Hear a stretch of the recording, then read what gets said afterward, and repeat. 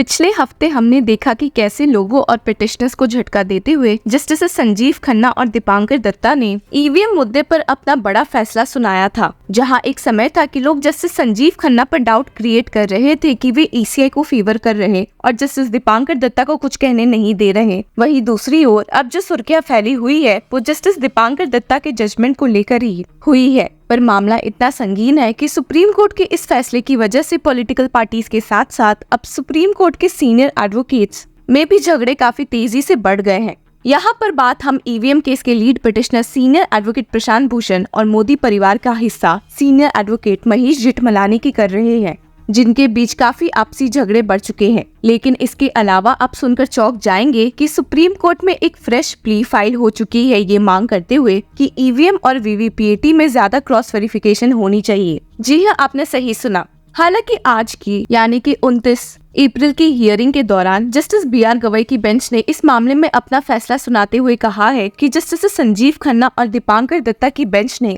इस केस में एक बहुत ही डिटेल्ड व्यू दिया है and stated coordinate bench has already taken a detailed view, जिसके साथ ही उन्होंने इस फ्रेश प्ली को डिसमिस कर दिया।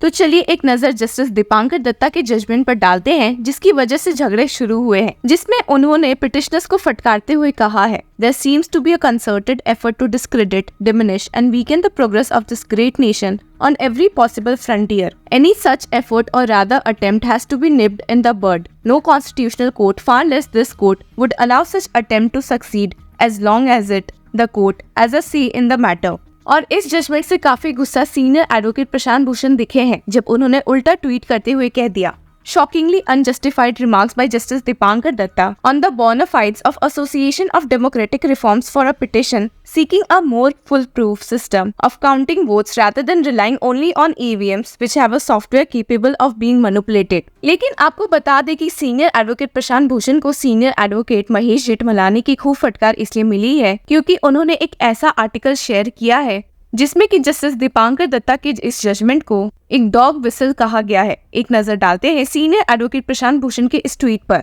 An injudicious judicial opinion must read piece on the Supreme Court's EVM order. First, the judge levels a range of allegations in the first two sentences, but provides no evidence or particulars. There is a term for such language and it is called a dog whistle. जिन्हें नहीं समझा उन्हें बता दे कि dog whistle का मतलब एक coded message देना होता है जो कि कुछ लोगों को ही समझ आए, जिससे आप किसी पॉलिटिकल पार्टी को सपोर्ट कर सके बिना अपोजिशन को ठेस पहुंचाए हुए। और कुछ ऐसे इल्जाम ही जस्टिस दीपांकर दत्ता पर आए दिन लग रहे हैं। हालांकि इसी को फटकारते हुए सीनियर एडवोकेट महेश जेठमलानी ने कहा कि भला सीनियर एडवोकेट प्रशांत भूषण एक जज पे ऐसे कैसे एलिगेशंस लगा सकते हैं and tweeted, Prashant Bhushan has often indulged in scurrilous attacks against the judiciary and individual judges. The below tweet may not even be a new law on his part, but to accuse a judge of dog whistling is to suggest that his observations are an act of political messaging to his ideological followers. In other words, the judge's findings are politically colored. This is not a call for initiation of contempt proceedings by anyone against him because in my opinion, he is beneath contempt.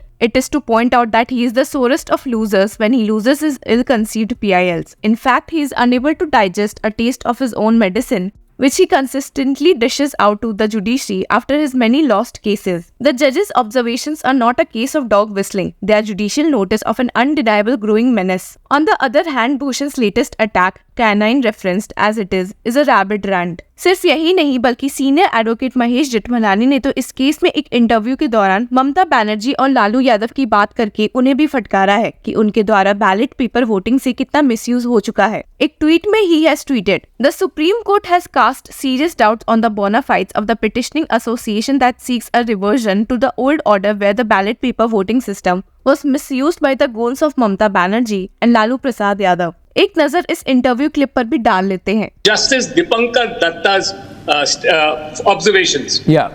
It is of immediate relevance to note that in recent years, a trend has been fast developing of certain vested interest groups endeavoring to undermine the achievements and accomplishments of the nation earned through the hard work and dedication of its sincere workforce. He further observed that there seemed to be a concerted effort to discredit, diminish and weaken the progress of India on every possible frontier, and such effort has to be nipped in the bud, he said. Then he says, no constitutional court, far less this court would allow such attempt to succeed as long as the court has a say in the matter. Yeah. I have serious doubt, please note, as regards the bona fides of the petitioning association. Yeah, absolutely. When it seeks a reversion to the old order. That What is was the point old you need order? to think about. The ballot paper system where the Lalus of this world and the Mamta Banerjees would use their goons to booth capture through acute violence. Oh yeah. हालांकि बात ऐसी है कि कई legal field के लोगों को भी सुप्रीम कोर्ट के इस फैसले से बिल्कुल भी खुशी नहीं मिली है, जिसमें एडवोकेट बलराज मलिक भी मौजूद है, जिन्होंने सुप्रीम कोर्ट के इस जजमेंट को काफी क्रिटिसाइज किया है और कहा है यस, इस कोर्ट को देखना चाहिए था। जो मैन्युफैक्चरिंग करने वाले लोग हैं, जिसमें लोगों ने बताया कि उन कंपनियों में डायरेक्टर इनके बीजेपी के लोग बैठे हैं और वही लोग चेक करेंगे। व्हाट नॉनसेंस दिस इज, ये क्या है?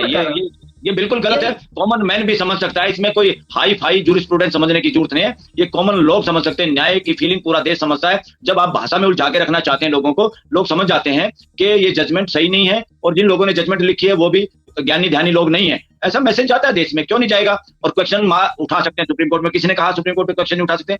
देश की संस्था है, हमारी संस्था है। जब हमारी दो संस्थाएं काम नहीं करती, सरकार और पार्लियामेंट, तब कोर्ट के सामने जाते हैं। और कोर्ट भी पंगु अगर हो जाए, कोर्ट पंगु बना दे संविधान को, तो किसके सामने जाएंगे? और लोग रेज कर सकते हैं और फ्यूचर में लोगों को रेज करना पड़ेगा क्वेश्चन। देश के उन जजों को भी एक्सपोज करना पड़ेगा जो देश के संविधान के साथ नहीं खड़े हैं, देश के फंडामेंटल राइट के साथ नहीं खड़े। न केवल उनका अपोज करना पड़ेगा, उनका इस्तीफा मांगना पड़ेगा। इवन इम्पीचमेंट के लिए भी सरकारों को बाध्य करना पड़ेगा ऐसे जजों का इस देश में, जब जाके सफाया होगा। अदरवाइज खाली सुप्रीम कोर्ट भी अगर कुछ ना करे तो देश क्या मुकदर्शक बनेगा? हैंडीकैप कर दोगे क्या देश को? देश हैंडीकैप नहीं हो सकता। देश को खड़ा होना पड़ेगा और देश को इलेक्शन में वॉच डॉग की तरह से वोटिंग भी करना है और अपने इस सिस्टम को देखना भी है जैसा भी है। इस पे कंट्रोल लोगों। मैं मलिक साहब यही करूं। देखिए, कोर्ट ना हमसे बनी है, नागरिकों से बनी है। नागरिकों डेफिनेटली कोर्ट ने हमें नहीं बनाया है। कोर्ट देश के लोगों के सिर पे नहीं बैठ सकती। कोर्ट देश के लोगों के सिर पे बैठ के वजन में मार नहीं सकती लोगों को। कोर्ट लोगों को सहारा देने के लिए है। लोगों के बाद में जब लोग उस पर भरोसा करके भाई हमारी एक संस्था काम कर रही है, वो गड़बड़ नहीं होने देगी। अगर वहां से गड़बड़ नहीं रुकेगी तो देश कोर्टों को ऑडिट करने में, कोर्टों का ऑडिट या वीवीपैट का ऑडिट ट्रेल की बजाय अब देश को कोर्टों का भी ऑडिट करना पड़ेगा इस देश में, जरूरी है। बात तो ऐसी है कि जहां अभी सुप्रीम कोर्ट का ये जजमेंट लोगों की शक की निगाहों में है, वहीं इलेक्शन कमीशन ऑफ इंडिया पर भी कई गहरे सवाल खड़े हो रहे हैं कि आखिर वे क्यों नहीं जनता का समर्थन कर रहे। इस बारे में कांग्रेस लीडर सुप्रिया श्रीनेत ने कहा है, 11 महीने से इस देश का प्रमुख विपक्षी दल कांग्रेस और अन्य विपक्षी दल चुनाव आयोग से 10 मिनट का टाइम मांग रहे हैं। और हमारी क्या मांग है कि 100% वीवीपैट की काउंटिंग करा लीजिए। निष्पक्ष चुनाव करने की जिम्मेदारी इस देश के चुनाव आयोग पर है। अगर 140 करोड़ की जनता में एक व्यक्ति के मन में भी अपने वोट को लेकर संशय होता है, उस संशय को दूर करने का काम चुनाव आयोग का है। चुनाव आयोग इस पर क्यों नहीं हमें 10 मिनट का वक्त दे रहा है? असलियत यह है कि चुनाव करने की जिम्मेदारी चुनाव आयोग की है। विपक्ष आपसे 11 महीने से टाइम मांग रहा है, आपके पास 10 मिनट का टाइम नहीं है। सुप्रीम कोर्ट ने यह कहा है कि हम भ्रम की स्थिति पैदा कर देंगे, दूसरे चरण का मतदान आ जाए। चुनाव आयोग देना टाइम। चुनाव आयोग क्या करने के लिए है? निष्पक्षता तो ऐसी है कि जहरीला बयान मोदी जी का आएगा, नोटिस नड्डा जी को दिया जाएगा। कोई सेरेलैक के छोटे से बेबी है मोदी जी सुई मुई की, उनको दे देंगे तो बेचारे कुमला जाएंगे। यह निष्पक्षता है चुनाव आयोग की।